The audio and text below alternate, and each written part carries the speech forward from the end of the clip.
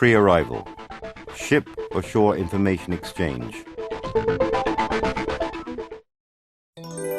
Prior entry to port, communications with oil terminal should be established according to the instructions from the charterer.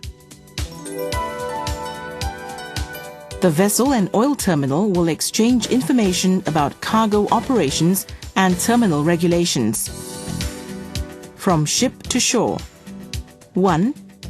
Any repair or maintenance work while vessel is at berth must be permitted well in advance by oil terminal. When the work has commenced and is completed, notify the terminal representative on board. 2. Condition of the cargo equipment and the associated lines, etc., must be checked and reported according to the charterer's instruction.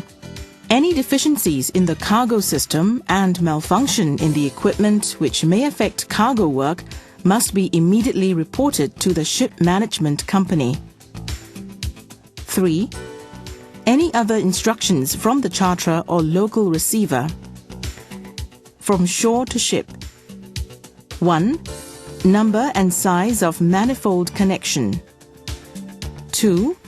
Maximum flow rate and pressure at manifold. 3. Allowable range of the movement of loading arms. 4. Check cargo tank ullage and make ullage report. 5. Terminal requirements for crude oil washing.